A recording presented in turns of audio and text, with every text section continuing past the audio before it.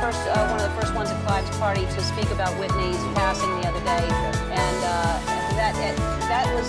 Did you know her well? Yes, I did. I actually, when I was growing up in the music industry before I had success, I somehow got on her wedding. Why does Diddy's name keep coming up in theories surrounding high-profile celebrity deaths and unusual Hollywood behavior? Now, people are pointing out that if you look closely at how he spoke about Whitney Houston, it seems like he may have known more than he let on about what happened to her. Allegedly, this entire connection traces back to one key individual, and many people believe you can probably guess who that is. Davis, have they ever had anything past business? Because to me, they seem to mirror each other behavior-wise. Like to me, they both got like that dark energy around them. But I almost wonder, like, damn, did they ever have anything? Well, I just wonder that. Because they're very... And then it's Grammy time, and her and Clive had a fight 2 days before. And from what I was told, Bobby Christina was present for some of that fight. And then the next thing you know, The thing is, Whitney Houston died on the eve of Clive Davis's legendary pre-Grammy party, a party that disturbingly continued downstairs even as her body remained upstairs in the bathtub. Ask yourself this: why would Clive keep the party going, fully aware that Whitney Houston had just passed away in his hotel suite? And why did the very man who helped launch her career seem so composed during such a tragic moment? Now, let's bring Diddy into the picture. Could it be that he knows more than he's letting on? Or, as some people speculate, is involved in circles that operate far beyond the public's awareness? There are long-standing rumors about a hidden system within the industry that protects certain individuals while silencing others. If that's true, it raises serious questions. What role does Diddy play in all of this? It gets even more complex when you consider that Bobby Brown has publicly expressed his belief that foul play may have been involved not only in Whitney's death, but also in the death of their daughter, Bobby Christina. He'd has said on multiple occasions that Bobby Christina's ex, Nick Gordon, might have played a role in both tragedies. world to know that Bobby Christina did not die from the bathtub incident. That's not what killed Bobby Christina. What killed Bobby Christina? Bobby Christina was starved to death. Do you approach that? He knows what happened. I don't know what happened that night, but he does. You walk through that door and you see her much like you saw Whitney.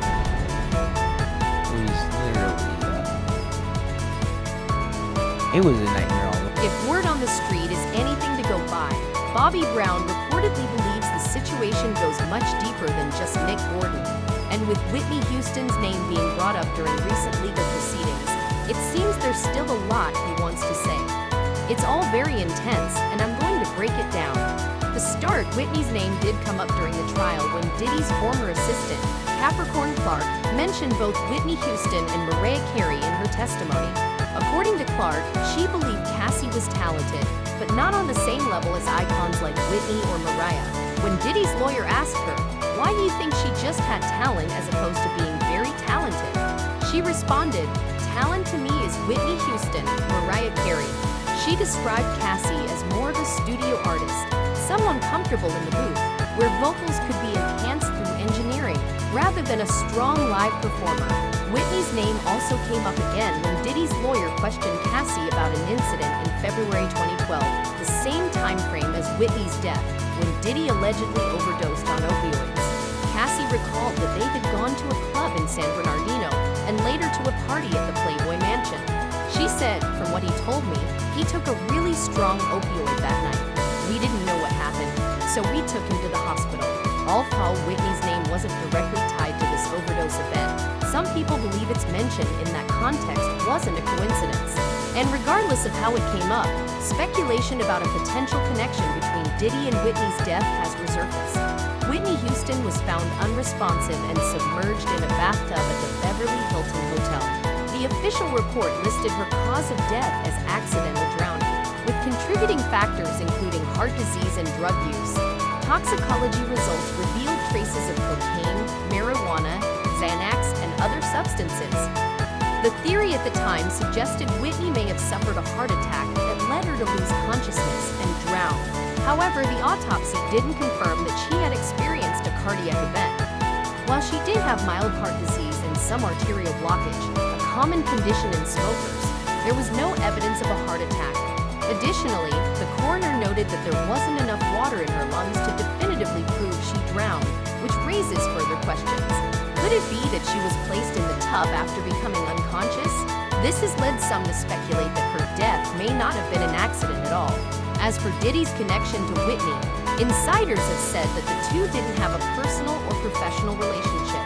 In fact, some reports suggest that Whitney was wary of Diddy and his influence at the music industry. She was known to distance herself from what she allegedly called Hollywood games, and many say she viewed Diddy as part of the entertainment machine she tried to avoid. Still, after her passing, Diddy publicly paid tribute to Whitney and spoke of her legacy as if they had been close. For example, in an interview with Ellen, he reflected on knowing her and spoke fondly of her memory. So the big questions remain. What really happened to Whitney? Was it more than an accident? And if there is more to the story, who might have known? And why are some people looking at Diddy? You were the first, one of the first ones to party to speak about Whitney's passing the other day, and that was. Did you know her well? Yes, I did. I actually, when I was growing up in the music industry before I had success, I somehow got on her wedding invitation. So I was at her wedding, but I didn't really know her. But it was like the hottest thing in town for the music industry. But I didn't crash the party somehow. You know, I was a hustler. I got my name on there, me plus one. I went there, and I was just like, oh my God, like Whitney Houston's wedding. You know, I was a big Bobby Brown fan. And then throughout the years, I got to meet her. She was so full of life, so full of just joy. You know, she always made you feel like she noticed you and recognized you and spoke to you. She'll definitely Diddy and Clive Davis. There have long been whispers that Clive may have taken advantage of certain young male artists he mentored, and that Diddy may have been one of them. For context, Clive Davis has publicly identified as bisexual. In his memoir, The Soundtrack of My Life, he revealed he had 2 long-term relationships with men and shared that his first same-gender experience took place in the Studio 54 era during the late 1970s. As for how he and Diddy began working together, Clive spoke about it in an episode of Rock and Roll High School with Pete Gambard. According to him, Diddy told Clive that hip-hop needed to break into the top 40 and reshape the music business. Although Clive admitted he didn't fully understand the genre at first, he was willing to take the lead.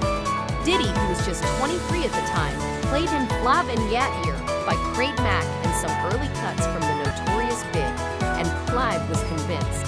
He decided to bring Diddy into the label's singles meetings and introduced him to executives who could help bring a street-savvy sound to the mainstream. But according to growing speculation, Diddy may have paid a heavy price for Clive's mentorship. Clive helped fund and support Bad Boy Entertainment for years, and some believe that financial support came with strings attached. Allegedly, beyond any personal obligations, Diddy may have also taken on a darker role, handling sensitive matters behind the scenes, keeping certain people quiet, or dealing with individuals considered a threat to the industry's image. This brings us back to Whitney.